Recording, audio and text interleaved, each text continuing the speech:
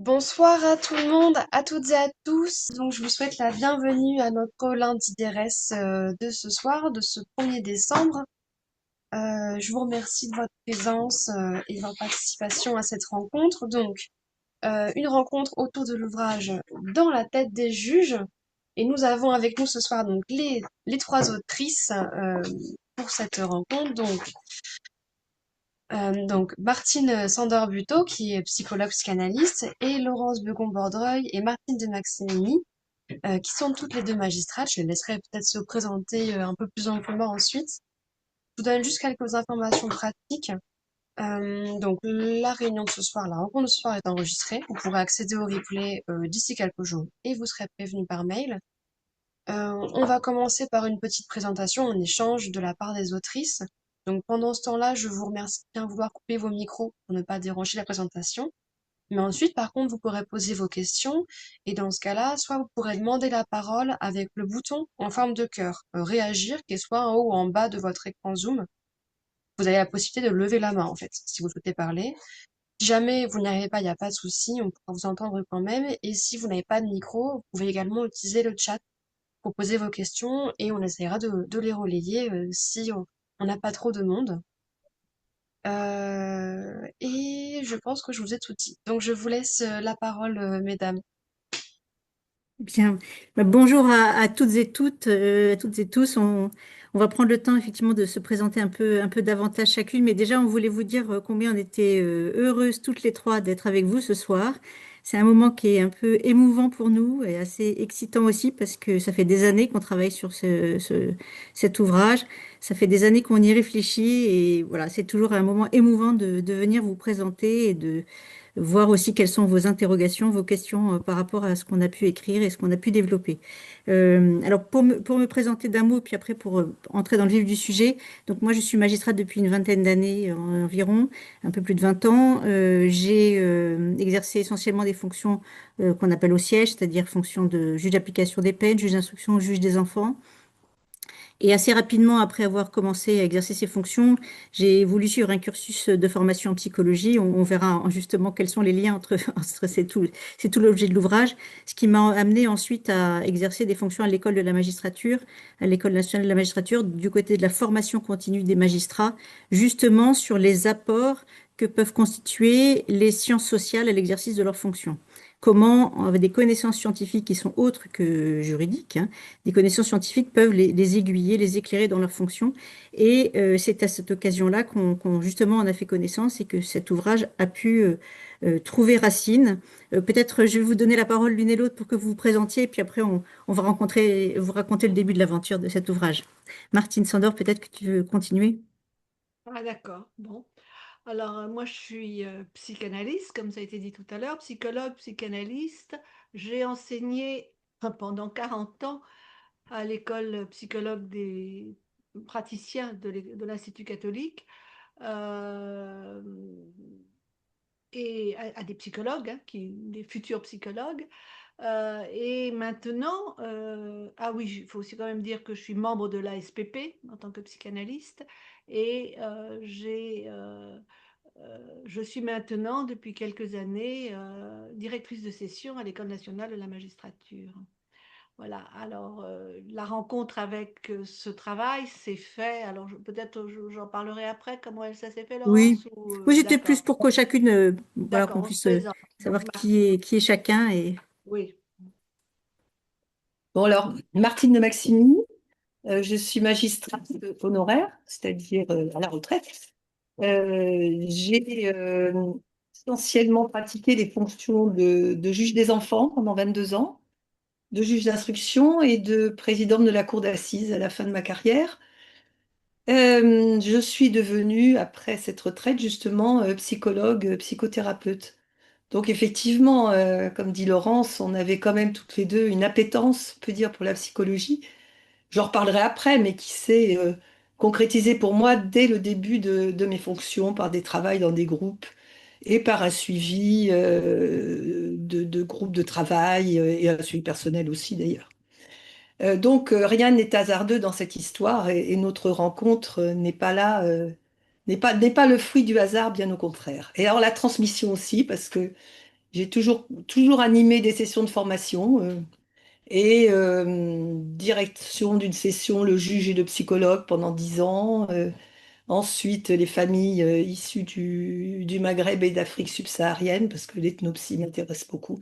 Et enfin, avec Laurence, mais ça, je vais laisser la parole, la théorie psychologique et pratique judiciaire, d'où vient ce livre. Voilà, parce qu'en fait, donc vous comprenez qu'on a nos chemins en fait ont fini par se croiser et plus particulièrement nos chemins se sont croisés à l'occasion de la création d'une formation, puisque à partir de 2015 j'ai été chargée de coordonner un pôle de formation continue à l'école de la magistrature, pôle de formation qu'on appelait environnement judiciaire et qui se chargeait de justement d'enseigner un certain nombre de connaissances en sciences sociales aux magistrats qui étaient déjà en exercice pour pouvoir les aiguiller dans leur travail judiciaire. Et dirigeant ce pôle pendant presque 6 ans, j'avais à cœur notamment de travailler les questions d'ordre psychologique et de pouvoir transmettre un certain nombre d'éléments de réflexion sur ces sujets. C'est à cette occasion-là que j'ai fait appel à Martine de Maximi, que j'admirais beaucoup, dont j'avais lu l'ouvrage, non, c'est vrai, autant le dire, L'enfant sorcier entre ces deux juges, qui est donc sur les dimensions ethnoculturelles dont Martine vient de parler. Et en réfléchissant ensemble à justement ce qui pourrait être utile aux magistrats, et justement avec l'expérience précédente de cette formation sur le juge et le psychologue, on a eu l'idée de créer une formation qui s'appelait Théorie psychologique et pratique judiciaire. L'idée initiale étant de donner des repères sur les différents champs qui existent dans la psychologie et ce qu'ils pouvaient apporter chacun dans la pratique des magistrats. Et c'est à ce moment-là voilà, que l'idée a commencé. Alors effectivement, on a parlé de tout ça ensemble. D'ailleurs, c'est toi qui as eu l'idée de la théorie psychologique et pratique judiciaire. Et je travaillais avec Martine Sandor-Buteau, qui a été à la fois ma collègue à l'école des psychologues praticiens et ensuite ma professeure quand j'ai fait ma formation. Et on était en plus dans un groupe de travail psy et elle m'avait attrait à un groupe de travail de la SPP en tant que juge. Et après, bon, Laurence nous a rejoints. Mais j'ai pensé que Martine pouvait nous aider à concevoir cette formation, bien évidemment. Et c'est comme ça qu'on a travaillé ensemble à la constitution du programme de cette session de 2 fois 3 jours dans l'année. Oui, donc c'est là que je suis rentrée dans la danse, si je peux dire. On s'est d'abord rencontrés pour effectivement penser au programme ensemble. Et puis, elles m'ont proposé d'intervenir, d'être une des intervenantes. Elles étaient directrices de session et que je sois une des intervenantes. Et j'ai tout de suite dit, dès la première rencontre, qu'en ce qui me concernait, ce qui me paraissait, ce que je pouvais apporter dans cette formation et qui pouvait me paraître intéressant pour les magistrats, c'était pas tant ou seulement de leur proposer des théories, mais qu'ils puissent regarder leur propre psychisme, qu'ils puissent s'interroger sur ce que ces théories signifiaient pour eux-mêmes et comment leur propre psychisme était partie prenante dans leur pratique. Alors au départ, quand j'ai eu cette idée-là, alors, je faisais déjà ça avec les étudiants. En psycho, c'est juste normal qu'on demande aux étudiants qui regardent leur propre. Donc, je faisais ça depuis 40 ans avec des étudiants. Mais là, c'était avec des magistrats et des magistrats en exercice. Et j'ai d'abord pensé que j'allais rencontrer une résistance absolument massive, que franchement, qu'est-ce qu'ils avaient besoin d'aller regarder leur propre psychisme. Et en fait, à ma grande surprise, j'ai rencontré une soif, une demande, un besoin. Alors le besoin, je pensais qu'il était là, mais je ne pensais pas qu'il y aurait à ce point une demande, en tous les cas chez ceux qui venaient dans cette formation-là. Et puis, bon, je me suis... Après, c'était pas tout d'avoir l'idée, il fallait construire je fais 2 jours et demi, hein, et je le fais toujours, puisqu'on est toujours en train de faire cette formation. Je fais 2 jours et demi avec les magistrats sur qu'est-ce que c'est que le psychisme, quelles sont les théories et comment ces théories vous concernent et qu'est-ce que ça peut raconter sur ce que vous vivez à l'intérieur de vous dans vos pratiques et comment vous pouvez vous en dégager. Voilà. Et à ma grande surprise, ben, j'ai pratiquement rien trouvé ou très peu de choses trouvées écrites sur le sujet. Alors bon, ce qui rendait un peu difficile de construire un cours, mais bon voilà, j'ai commencé à le faire avec certaines idées, d'interroger ce que c'est qu'une attitude psychique, d'expliquer ce que c'est que le psychisme, comment il se manifeste, et puis très centré aussi sur ce que c'est qu'une attitude interne, vraiment, et que le magistrat puisse s'interroger sur son attitude, avec l'idée aussi que la neutralité, l'impartialité, la neutralité du psy, enfin, en tant que psychanalyste, on travaille la neutralité, puis c'est une pratique, la neutralité. Il y a beaucoup de choses décrites, et comment on peut regarder en quoi ça concerne l'impartialité. Et puis bon, les magistrats racontaient leurs pratiques, donnaient des exemples, et donc voilà. Et puis quand on a vu, alors Laurence et Martine, elles étaient là, elles écoutaient au début ce que je racontais, et puis petit à petit on commençait à le travailler ensemble. Et puis quand on a vu qu'on ne trouvait rien d'écrit ou presque, on s'est dit, toutes les trois, j'ai encore souvenir de l'endroit où c'était, dans un restaurant, pendant que, entre les deux, au déjeuner, pendant la formation, on s'est dit, bah, faut l'écrire. Alors au début, on pensait que ce serait un article. Bon, c'est devenu un livre. Et donc, pourquoi il fallait l'écrire? Ben, parce qu'il n'y avait pas d'autres écrits et pas assez d'écrits en tous les cas. En tout cas, on n'en a pas trop trouvé en France. Il y en a peut-être au Québec un peu plus que ce qu'on a trouvé, mais bon, on ne les a pas trouvés beaucoup. Et puis, il y avait ce besoin-là, il y avait une demande. Il y a aussi une souffrance exprimée par les magistrats qui est vraiment là, du fait beaucoup des conditions d'exercice, hein, aussi, mais aussi de la charge elle-même. Et donc, il y avait un vrai besoin et une vraie demande. Donc, ben, on s'est dit qu'on allait l'écrire. Alors, en tous les cas, c'était ma motivation. Laurence et Martine vont vous dire qu'est-ce qui les a fait, elles, rentrer dans cette écriture. Bien, ce qui nous a aussi, enfin, en tout cas, pour ce qui me concerne, moi, là où ça m'a paru effectivement très important de pouvoir écrire le fruit de nos réflexions, c'était à la fois effectivement la réception très grande qui pouvait exister dans les sessions de formation, mais c'était aussi, surtout plus largement que ça, le sentiment que on touchait quelque chose d'utile, mais qu'on touchait quelque chose de particulièrement utile dans une période qui est assez troublé en ce moment, et je crois qu'on le conçoit de mieux en mieux et de plus en plus fort, à quel point il peut y avoir des remises en question de notre état de droit aujourd'hui, et combien le pacte démocratique sur lequel on vit aujourd'hui est attaqué.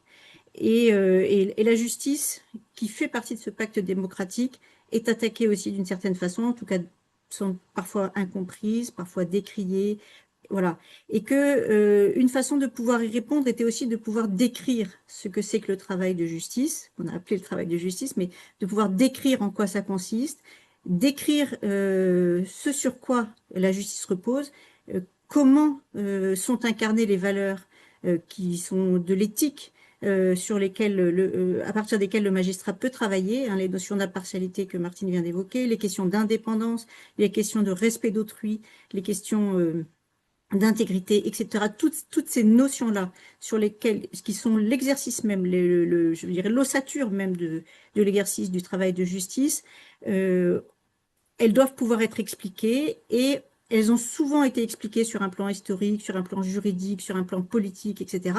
Mais au plan psychologique, pas du tout. Alors que, en réalité, pour pouvoir incarner ces valeurs, ce sont des questions d'attitude interne, c'est des questions ça s'incarne à l'intérieur de soi-même. Et donc, ce cheminement pour y arriver, il doit pouvoir être décrit, à la fois pour être transmis aux autres, mais aussi pour que chacun puisse le trouver en soi-même. Et ça nous paraissait véritablement important que ça puisse se faire. Aussi important parce que, effectivement, Martine l'a dit, les magistrats ont pu exprimer de la souffrance. Ils l'ont exprimé très fortement à l'occasion de la signature de la tribune de 3000.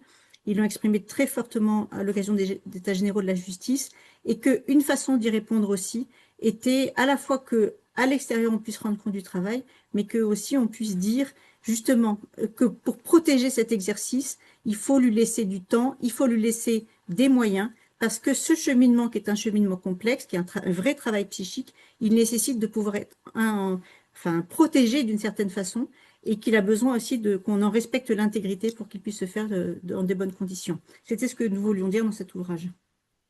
Alors moi, j'avais envie de montrer qu'un juge, c'est quelqu'un de chair et de sang. Et, euh, et c'était tout le travail que j'avais fait de formation avec les psys qui me faisait dire ça. C'est-à-dire que souvent, quand j'intervenais auprès des psys, et puis dans la formation, le juge et psychologue, c'était ça le thème qu'on avait pris avec Jean-Pierre Chartier, qui était docteur en psychologie qui dirigeait l'école des psychologues praticiens.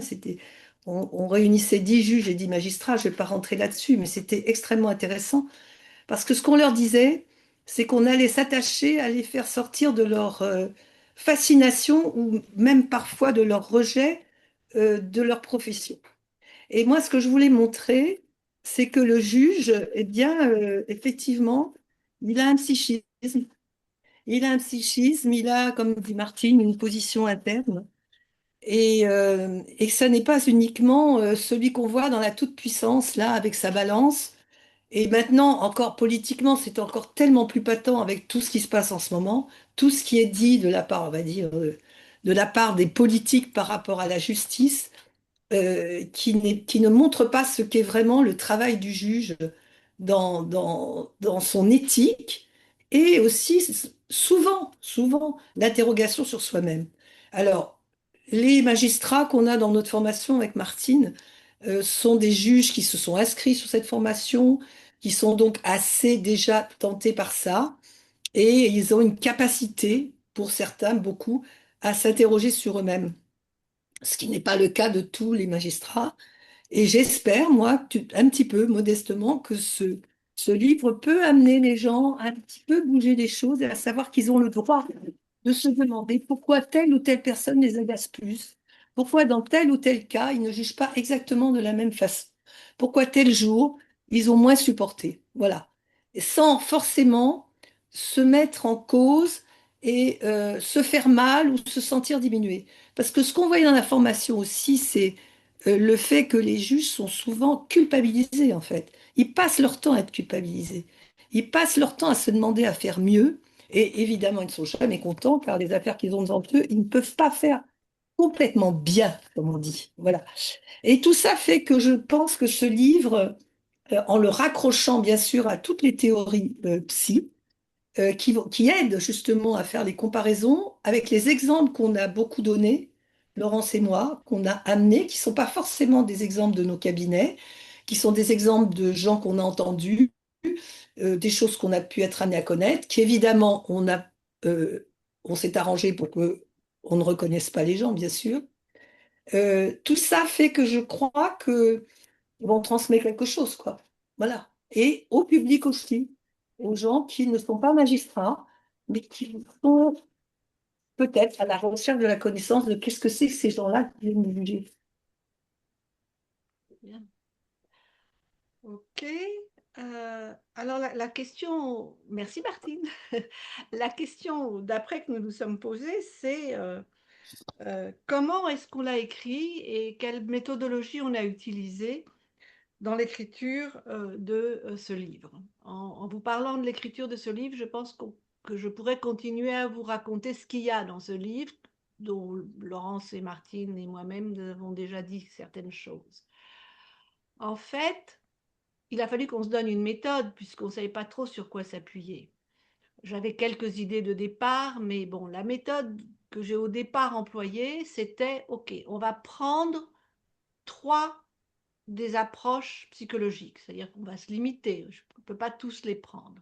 On en a pris trois, qui est les thérapies cognitivo-comportementales, la psychologie humaniste, et en particulier Rogers, et la psychanalyse en se concentrant et en restant que pratiquement Freud, parce que la psychanalyse, sinon, c'est beaucoup trop.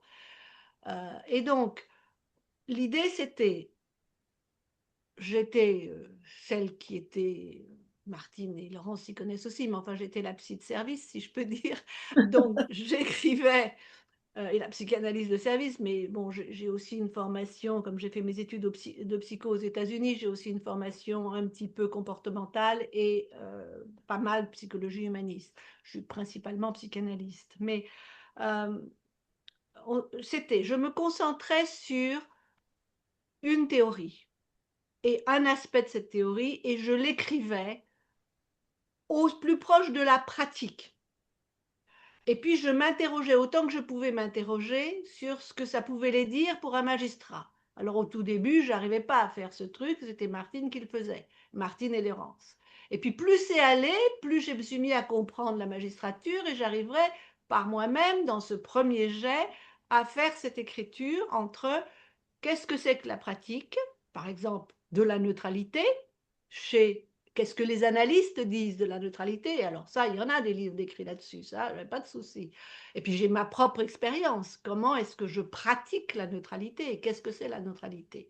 Et qu'est-ce que ça veut dire du coup? Et qu'est-ce que ça peut me faire comprendre sur l'impartialité du magistrat? Alors j'écrivais. Parfois, je mettais 1 mois, 2 mois à écrire ce truc-là, qui n'est pas facile à faire. Et puis, Laurence et Martine le lisaient et me disaient, ah ben non, là, on ne comprend pas. Ah ben non, là, ça va pas. Enfin, c'est pas que ça va pas, c'est quoi que tu as voulu dire? Alors, on se voyait par Zoom tous les 15 jours, hein, 2 heures. Surtout quand j'avais cette écriture. Et alors donc, j'étais retoquée, il fallait que je réécrive. Et puis, je leur demandais, une fois que j'avais à peu près écrit quelque chose qu'ils pouvaient comprendre, et donc qui voulait dire que le public pourrait le comprendre, et que tout à chacun pourrait comprendre, pour une fois, ce que la psychanalyste raconte. Bon. Et donc, la psychanalyste ou les psychologues, voilà. Et à ce moment-là, je demandais aussi à Laurence et à Martine, d'une part, d'écrire, elle, et de me dire ce que, pas d'écrire, de me dire ce qu'elle pensait que ça voulait dire pour les magistrats. Elle me le racontait, et là aussi, je disais, je comprends pas, et qu'est-ce que ça veut dire ça, et qu'est-ce que ça veut dire ça. Donc ça voulait dire que tout ce qu'elle me racontait sur la justice, il fallait que moi, qui n'y connaissais pas grand-chose ou rien, je le comprenne. Et là aussi, ça permet de faire comprendre à tout un chacun ce qu'est la justice vue de l'intérieur, d'autant plus que je leur demandais aussi de me donner des cas pour chaque chose. Alors, par exemple, pour l'impartialité, Martine, elle a donné un cas où elle n'était pas très impartiale. Okay. Mais ce qui était intéressant aussi, c'était que aussi bien Laurence que Martine, même si elles avaient l'habitude de la psycho, quand elles écrivent un cas judiciaire, elles l'écrivent dans le judiciaire. Et dedans, il n'y a pratiquement rien ou pas grand-chose, où elles n'avaient pas l'habitude de travailler ce que c'était à l'intérieur d'elles. Donc là, je disais, bon alors, t'as senti ça? Tu crois pas qu'il y avait un peu de sadisme? Oh non, pas de sadisme, c'est pas possible, c'est impossible. Ah ben peut-être. Oh non, c'est plutôt de la toute-puissance. Ah tu crois? Et alors petit à petit, on a pu travailler ça, et donc les cas apparaissent aussi. Et ce que ça a donné, c'est que plus ça allait, plus je comprenais ce que c'était qu'un juge, ce que c'était que la justice, et comment on pouvait le travailler. Et comment on pouvait le raconter, si bien que le résultat... Alors, parce qu'après, il y a eu aussi Jacques Faget, qui a été formidable, mais on avait tout fini, on était tout contents, on avait réussi enfin à tout écrire. Et Jacques Faget, Et notre qui est directeur de publication. directeur de publication et qui est un type formidable, qui malheureusement n'a pas pu venir ce soir, il nous a tout retoqué. Ah ben non, là, il y avait trop de psychanalyse, il y avait trop de psy, il fallait retirer tous les exemples de psy. Et il avait raison. Donc on a réécrit encore et ça a donné le résultat que vous avez là, où en tous les cas, c'est compréhensible normalement pour les magistrats, pour tous les acteurs de justice d'une façon générale, mais c'est aussi compréhensible pour les psys qui se mettent à comprendre ce que c'est que la justice, et parfois ils ont affaire avec, à travers certains enfants, ils ont parfois affaire aux juges, et parfois la relation entre le juge et les psys, c'est pas toujours facile, parce qu'ils ne se comprennent pas mutuellement forcément.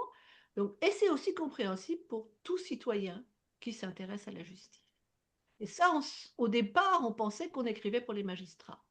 Et on a découvert qu'on pouvait écrire.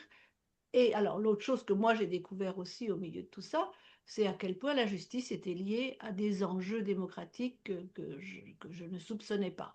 Et mon image, évidemment, au départ, était, ah, ces magistrats dans leur pouvoir, dans leur toute-puissance. Oui, enfin, j'ai rencontré des magistrats extrêmement soucieux de bien faire leur travail, extrêmement tendu du risque de ne pas le faire, sans arrêt coupable, y compris de mettre en prison. Moi, j'étais stupéfaite, hein, voilà.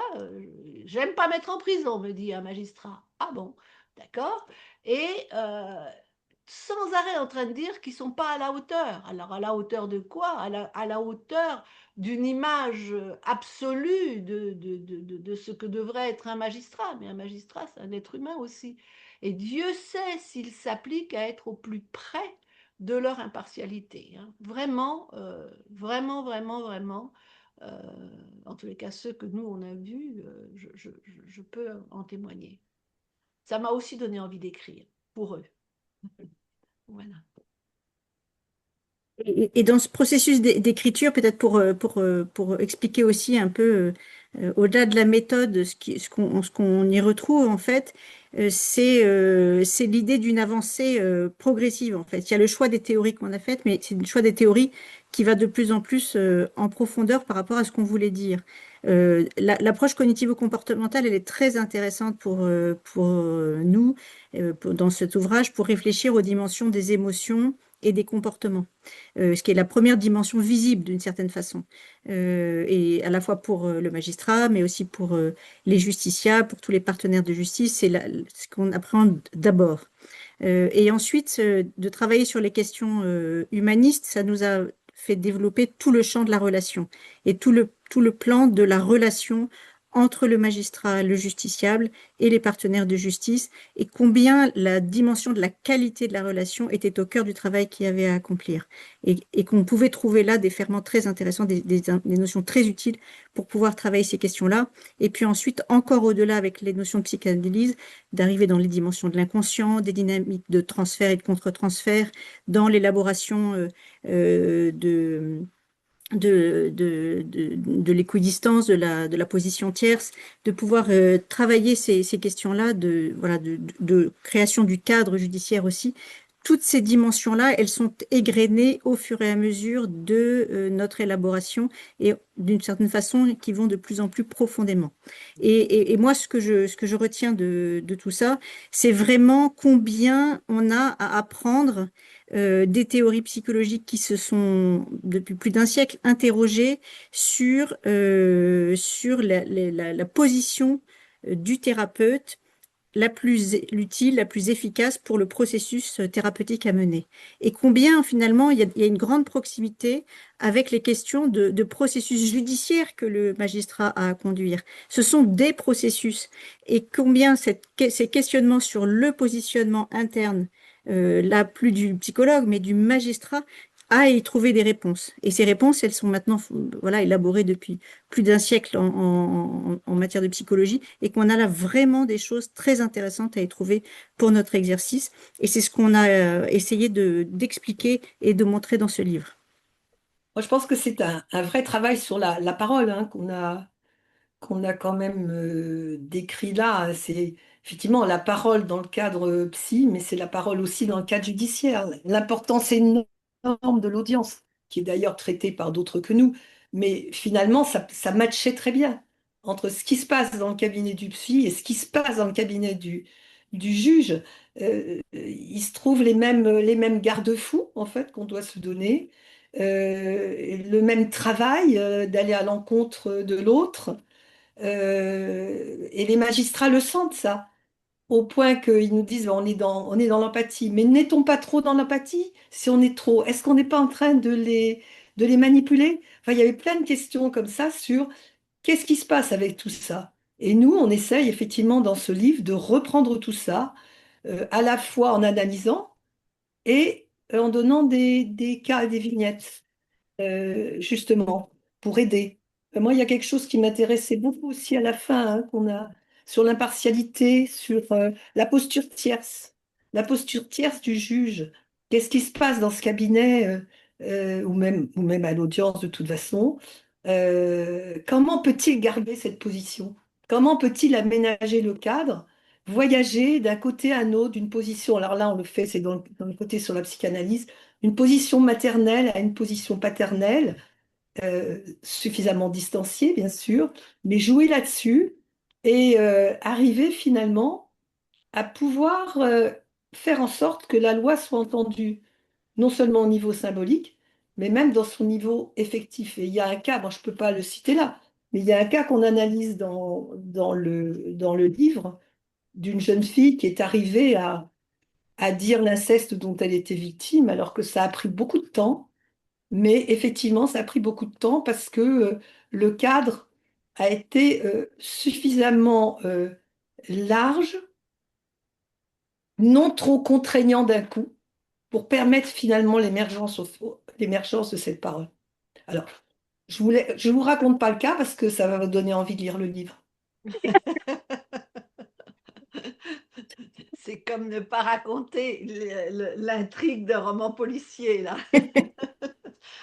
Et la fin d'un livre. Bon, ce qu'on est en train d'essayer de vous dire, c'est ce qui, enfin, ce que moi j'ai envie de vous dire là maintenant et que Martine et Laurence ont dit elles-mêmes, c'est qu'est-ce qui ressort de ce livre pour moi, enfin, qu'est-ce que j'ai envie d'en dire, beaucoup de choses bien sûr, parce que ça a été une aventure formidable, ne serait-ce que d'écrire à trois, c'est parce qu'on n'a pas fait, chacune écrivait son truc, c'est pas un livre collectif au sens de chacun, c'est un livre vraiment d'une écriture à trois. Et ça a été une expérience formidable. Je vous l'ai dit, ça m'a fait découvrir la justice et les juges que je ne connaissais pas et ça me donne une écoute de ce qui se passe aujourd'hui que je n'avais pas avant. Et puis alors, tout au long de ce travail, il y a eu des découvertes. Bon, par exemple, une des choses qui constitue l'attitude analytique, c'est-à-dire l'attitude qu'on peut attendre d'un magistrat, pardon, d'un psy, ce qu'on appelle nous l'écoute flottante. On laisse flotter et puis on ne décide pas tout de suite. Je ne pensais pas que ça pouvait fonctionner pour les magistrats, mais si, bien sûr, ça correspond à ce qu'ils disent aux jurés, vous allez avoir une idée, puis vous allez en avoir une autre, laissez-vous flotter d'une idée à l'autre, ne décidez pas de votre intime conviction tout de suite. On a travaillé toutes les libérations, tout le travail de ce que c'est que l'intime conviction d'un magistrat, qui est vraiment, voilà, et comment ça s'élabore, d'un point de vue psychique. L'autre chose, c'est il y a quelque chose qui nous est venu ou qui m'est venu en fait. Au moment de la conclusion, ce mot qui est arrivé, travail de justice. On l'a mis dans notre titre, mais ce mot, il est arrivé à la toute fin de notre travail. Et en fait, travail de justice, ça va avec l'idée qu'on a en psy de travail psychique. Le psychisme, ça travaille. On ne le travaille pas, il nous travaille. On travaille dessus, mais il nous travaille. Et penser la justice, comme Laurence l'a dit, comme un processus qui est structuré certes par la procédure judiciaire, et Dieu sait si ça donne des garde-fous et si elle est importante, cette procédure. Et le juge est tenu par ça, il est tenu par la loi, il est tenu par beaucoup de choses. Mais il y a tout un processus qui s'instaure, qui inclut, et c'est ça qu'on essaye de dire aux magistrats, dans leur délibération interne, parce que le magistrat, il travaille et il a une délibération interne sans arrêt. Il a une sorte de conciliabule intérieur pour arriver à son intime conviction, pour savoir quelle est la loi qu'il va choisir ou le bon texte. Il va travailler sur les textes, il va travailler sur le cas, mais il va aussi se laisser travailler par le cas. Et ça, j'avais vu un magistrat qui était Thierry Baranger on était chez Martine et il était en train de travailler quelque chose qu'il travaillait et le matin, il était dedans et je me suis dit, mais il travaille exactement comme on est travaillé par un cas psychique, quoi. Et donc, ils le travaillent et puis, euh, donc on leur dit, mais si vous, quand vous travaillez, incluez vos réactions émotionnelles dans ce travail. Incluez les intuitions que vous avez.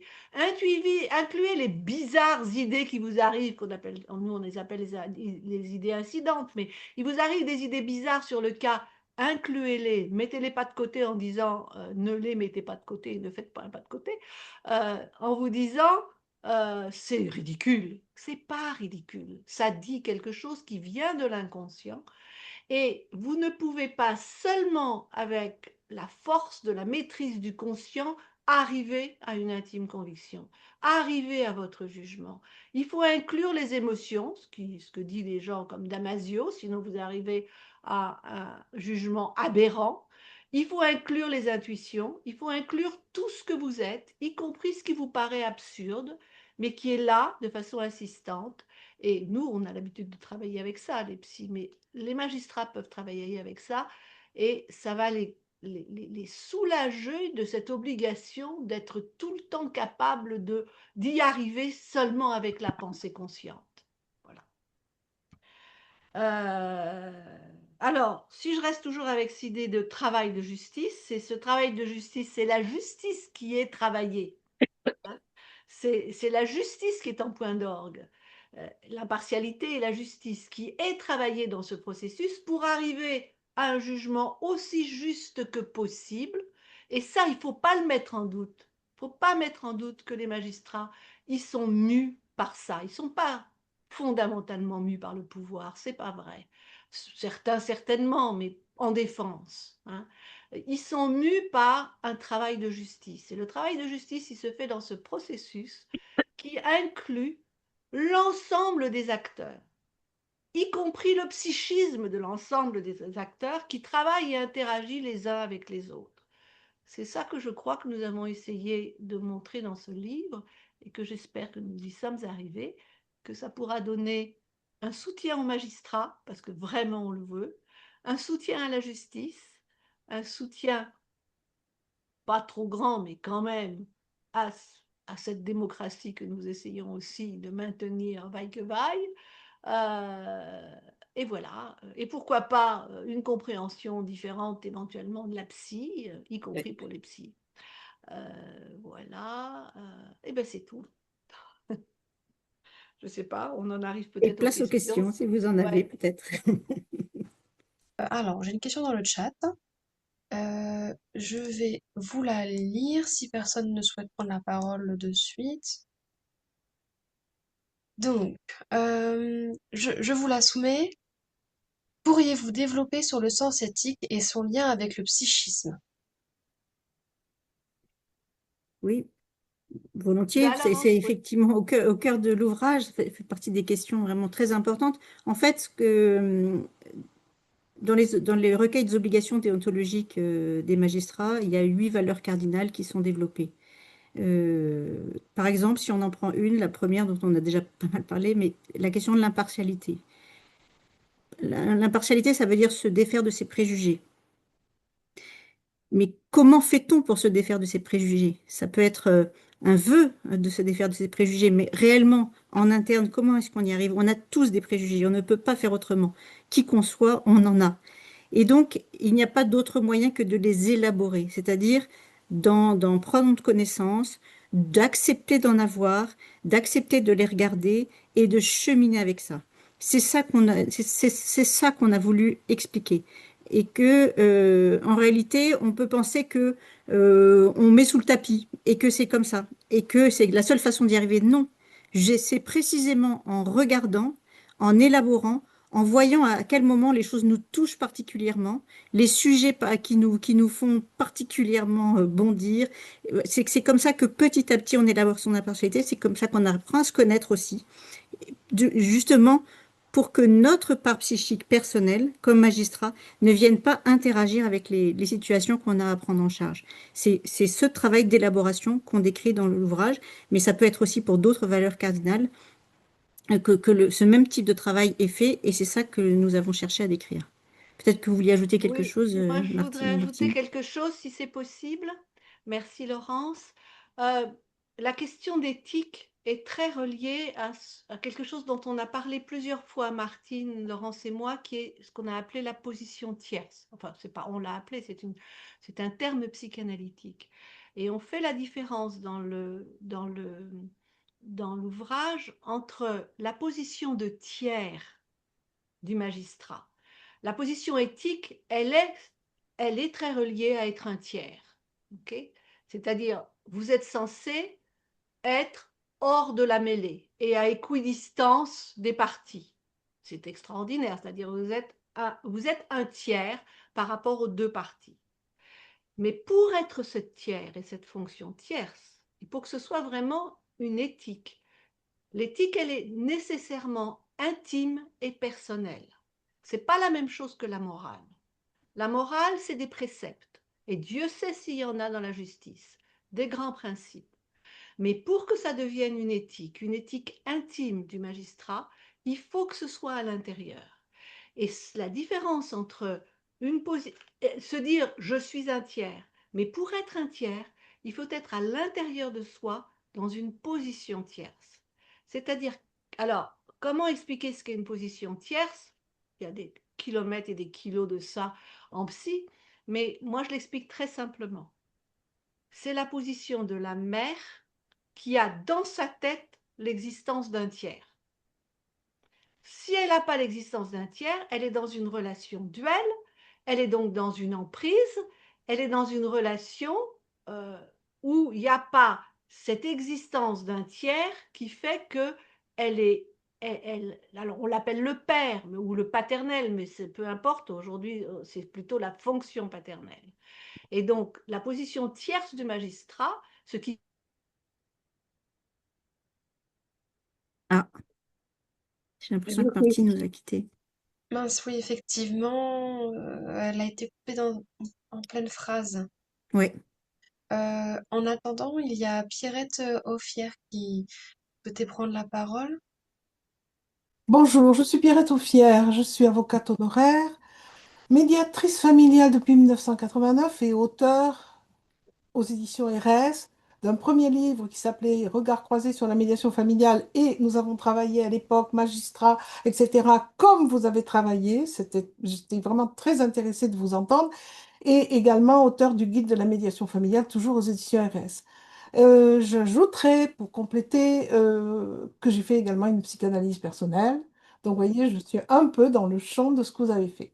Je travaille depuis, bon, je suis avocate honoraire, mais je continue à travailler. Je forme les magistrats, je forme les avocats dans des parties comme le patrimoine, etc. Et j'ai beaucoup d'amis magistrats.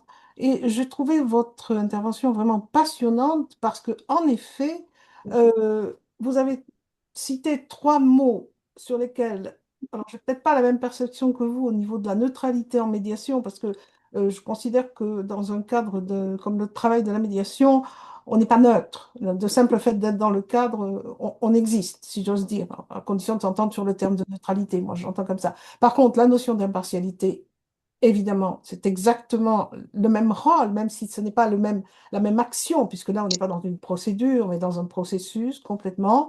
Et évidemment, la notion de l'éthique et de ce qui apparaît pour les personnes, non pas juste, parce que eux, ils emploient le mot juste, mais équitable. Donc, je suis vraiment très intéressée par tout ce que vous avez dit, en particulier par le fait que maintenant, je pense que vous le savez, Laurence, si vous permettez que je vous appelle Laurence, Je vous en prie. nous avons les ARA, des audiences de règlement amiable où on demande au magistrat, avec une circulaire qu'il a écrit noir sur blanc, de fonctionner en étant comme s'ils étaient des médiateurs, en s'intéressant aux besoins des personnes, en s'intéressant aux ressentis des émotions, et de travailler dans ces audiences de règlement amiable où ils essayent de ce que les personnes arrivent à trouver un aménagement mutuel. C'est assez proche de ce que la médiation fait, mais c'est pas du tout dans le même contexte et pas du tout dans le même style. Et donc, c'est assez important parce qu'en effet, ils sont confrontés là à ce qu'on leur demande, c'est-à-dire une espèce de maelstrom entre le juridique, le judiciaire, les émotions, les besoins, et ils ont 1 heure, hein, à peu près, pour faire ça. À Toulouse, ils font ça en 1 heure. C'est assez folklorique comme travail pour eux, je trouve. Alors, ils arrivent à des résultats ou pas, tout à fait. Mais la mise en place de l'ARA et de tout ce qui est dans le rapprochement de l'amiable dans la tête du magistrat et dans la fonction qu'on leur donne aujourd'hui, me paraît vraiment être tout à fait dans ce que vous dites. D'ailleurs, j'irai chercher le livre chez RS, puisque je suis à Toulouse. Oui. Et je pense que je vais en distribuer à mes copains magistrats. Tout à fait.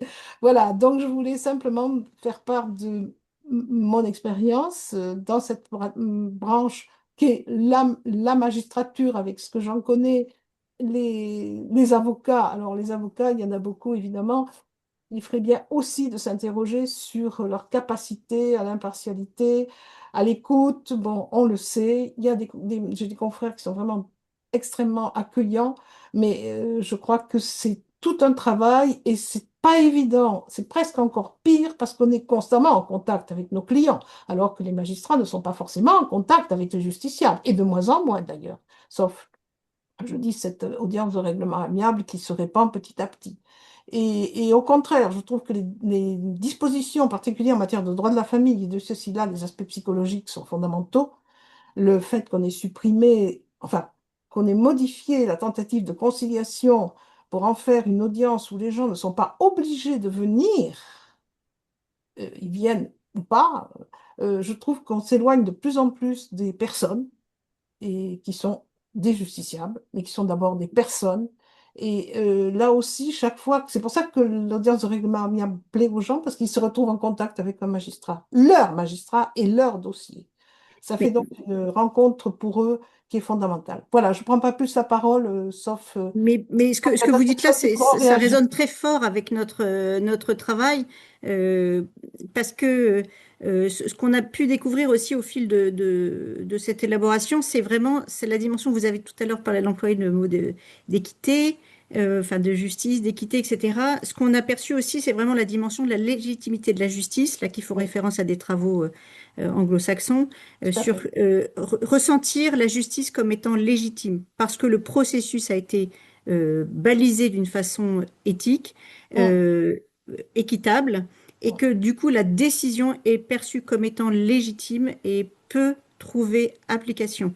Et ces dimensions-là, elles se trouvent précisément dans cette élaboration, ce qui donne ce sentiment de légitimité, qui légitime tout le processus d'une certaine façon. Donc c'est vraiment des dimensions qui font écho à la fois dans la médiation, mais aussi dans le fait de rendre une décision hein, qui n'est pas décidée par les parties, qui est décidée par le magistrat, mais qui est perçue parce que ça a été, parce qu'un certain nombre de standards ont été respectés dans le cheminement.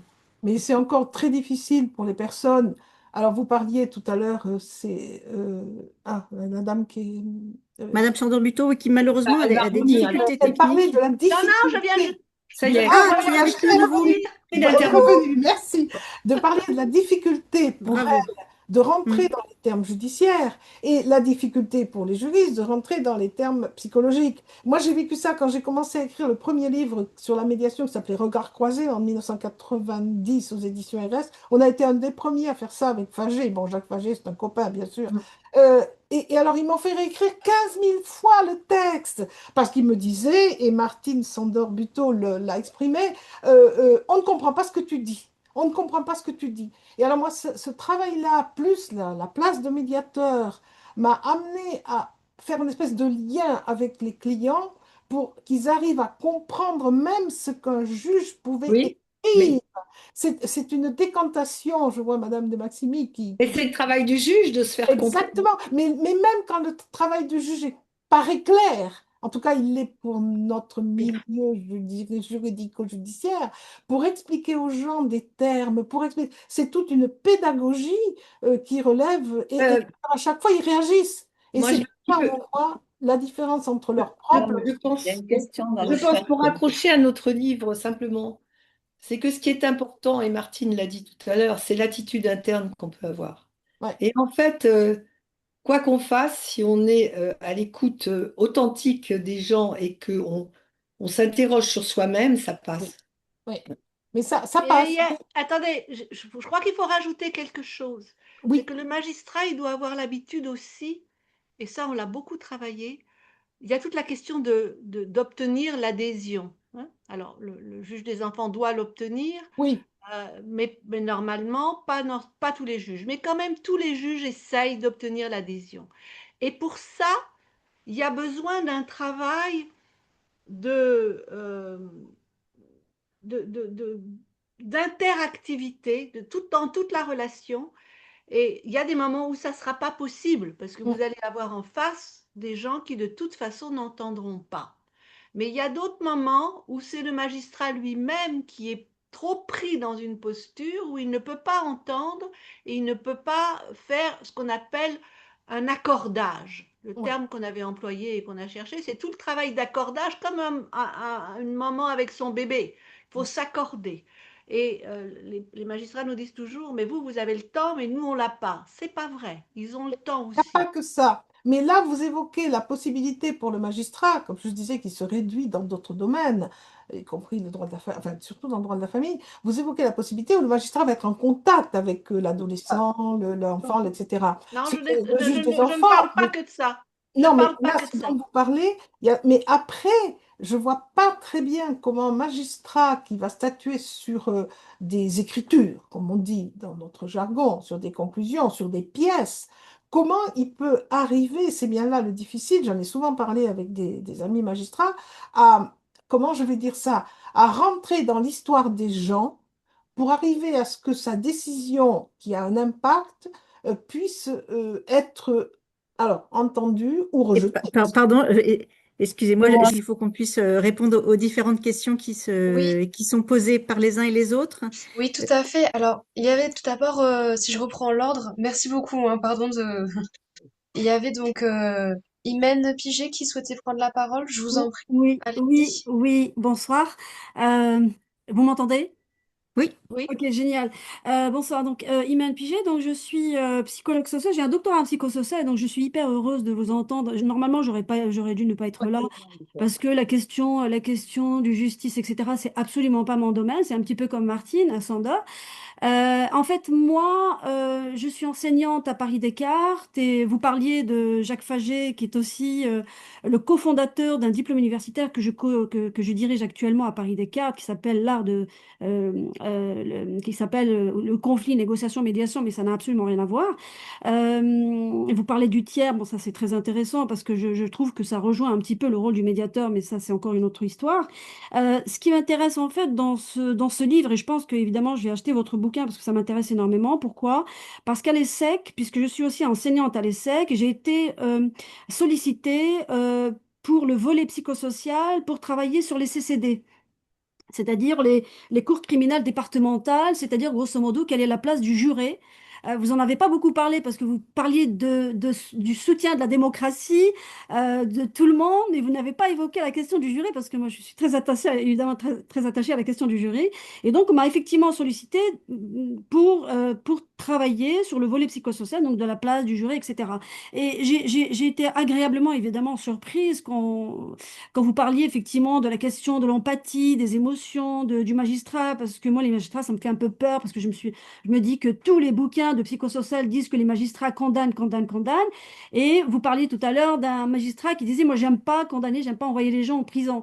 Donc, du coup, euh, ma question, peut-être, elle est pratico-pratique.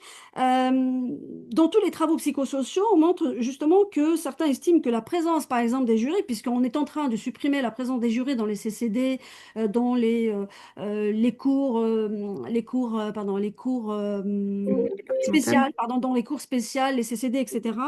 Je voulais savoir d'abord quelle est votre opinion sur la place du juré dans les délibérés, par exemple, puisqu'on est en train de supprimer donc ces jurés évidemment de ces cours départementales.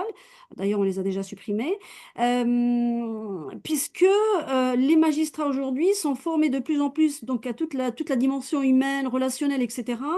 Et on disait, enfin, moi, par exemple, j'ai interrogé hier, pardon, ma question est un peu, euh, ça fait donc en fait il y a 48 heures, nous avons effectivement interviewé deux jurés qui disaient qu'ils étaient plutôt manipulés manipulés par les présidents d'assises, qu'ils avaient l'impression que le truc était déjà fait, que c'était plutôt théâtral, etc. On nous a expliqué, qu'on leur demandait justement aux jurés, on leur expliquait qu'il fallait surtout pas que leurs émotions, voilà, qu'il fallait mettre de côté leurs émotions. Donc les deux nous ont parlé de ça.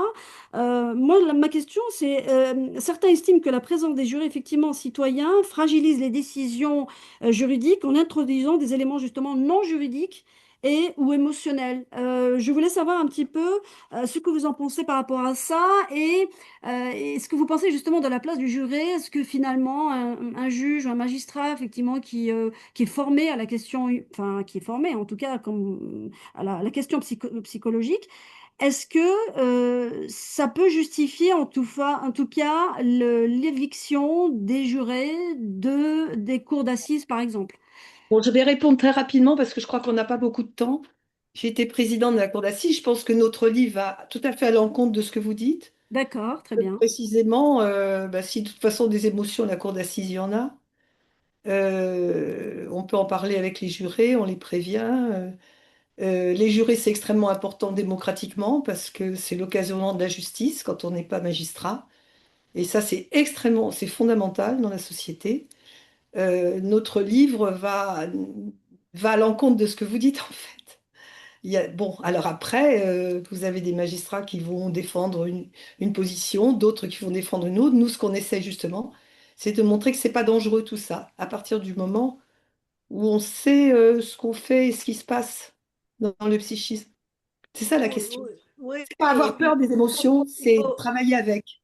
il faut bien entendre aussi que ce que vous racontez, de dire que les magistrats qui sont mieux formés seraient plus objectifs, c'est toute la question de ce que c'est qu'être objectif. Il n'y a pas d'objectivité absolue. Il y a une tendance à la chercher et une éthique à la chercher. Bon, et moi, je pense que les jurés, quand on a l'habitude, quand on a eu des jurés, ce sont des gens qui réfléchissent énormément. On n'a pas besoin de connaître le droit aux assises, hein, on leur explique, mais c'est pas ça la question. C'est ils Oui. réfléchissent énormément à ce qu'ils vont faire et ils élaborent beaucoup. J'ai l'impression qu'on est arrivé au bout, non, là? Il doit y avoir Alors, encore mille questions, mais En tout il cas, reste merci. quelques... En tout cas, merci pour vos réponses. Ça me satisfait beaucoup. En tout cas, je vais lire avec beaucoup, beaucoup d'intérêt votre livre. Merci beaucoup. Je vais l'acheter, hein. Merci. merci. Merci. Et merci pour votre question. J'ai vu une question qui portait sur le fait de savoir si on parlait du travail auprès des mineurs, auprès des adolescents.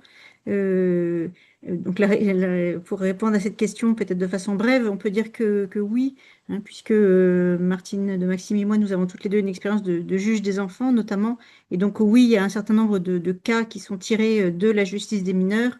Et donc, de cette rencontre avec les familles et de ces rencontres avec les adolescents. Donc oui, il en est question, mais il est question aussi de beaucoup d'autres aspects de la justice, pas simplement de la justice des mineurs, mais la justice pénale, peut-être moins de la justice civile. Quoique, de toute façon, comme on l'a dit, la position judiciaire, elle va pas dépendre nécessairement des situations à traiter. C'est plus une attitude générale, en fait, qui se transpose d'une fonction à une autre. Et donc, les cas, ils peuvent se transposer d'une fonction à une autre, même si parfois ils sont tirés d'une certaine expérience dans un certain cadre, mais ils peuvent voilà, s'appliquer à d'autres. Mais en tout cas, pour répondre à cette simple question que j'ai lue dans le chat, mais je ne les vois pas toutes, peut-être vous Alors, voulez pas de nous les souci, peut-être poser. qu'on va pouvoir prendre éventuellement une dernière question. Euh, je vous la lis. Qu'attendent les juges des connaissances du fonctionnement psychologique que peuvent décrire les thérapeutes? Parce que quand on saisit pour un signalement, on nous demande de rester factuel dans les... Merci par avance pour votre réponse. Est-ce que la question est posée par un juge?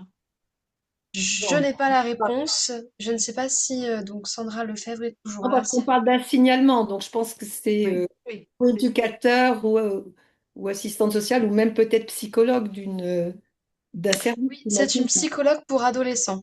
Bon.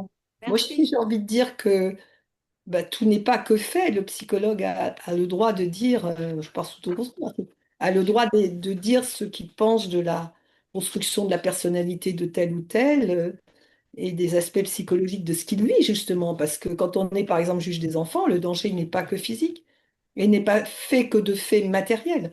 Il est fait parfois d'emprises psychologiques qu'il faut quand même décrire, et après aussi de ce que ça fait sur l'enfant. Qu'est-ce qui se passe pour lui? Dans quel état il est et quelles sont ses manifestations psychologiques? Je ne sais pas si j'ai bien répondu, Martine. Je dirais que, et pour autant, ça n'empêche pas l'objectivation. C'est-à-dire que, Non. bien entendu, le travail judiciaire, c'est aussi un travail d'objectivation, de recherche de données pour pouvoir élaborer une décision la plus objective possible. Donc, que les magistrats demandent des éléments factuels, c'est aussi très important et normal et naturel. Ah oui, bien sûr. Voilà. Donc, les deux dimensions, en fait, ne s'opposent pas. Mais enfin, Pour ce illustrer, sont deux choses différentes entre les données sur lesquelles on s'appuie et la façon dont on s'appuie sur soi-même en interne pour conduire le processus. Ce sont deux choses différentes en réalité. Oui, je trouve que votre question est très importante. C'est effectivement comment le psy ou le travailleur social ou tous ceux qui travaillent avec les justices peuvent donner leurs données, si je peux dire, d'une manière qui sera entendable par le magistrat. Et ça, c'est une autre chose qu'on a voulu montrer dans le livre, effectivement. Alors, il ne va pas utiliser un langage judiciaire, c'est pas son langage, mais il va falloir effectivement donner des données factuelles, mais aussi décrire ce que vous sentez de la dynamique psychique du patient, enfin du patient, de l'enfant, d'une manière qui sera entendable par la justice, parce il y a la question de la mise en danger de l'enfant. Et les magistrats sont parfaitement capables de l'entendre. Faut Mais il faut, expliciter et illustrer. oui, et expliciter, illustrer, donner des exemples pour que le magistrat comprenne. Voilà. Merci beaucoup. Alors bon, on va s'arrêter là pour ce soir. On est assez nombreux, donc il y a plusieurs questions. Alors bien sûr, si vous souhaitez aller plus loin, je ne saurais que vous recommander de lire l'ouvrage donc Dans la tête des juges que je vous remontre, donc des trois autrices. Je remercie tout le monde pour votre présence, vos questions ce soir et votre écoute. Et je vous remercie bien sûr toutes les trois, donc Laurence, Martine et Martine, que nous sommes contents aussi d'avoir retrouvées. Et donc, il y aura le replay d'ici quelques jours. Vous serez prévenus par mail. Et je vous souhaite sinon une très bonne soirée.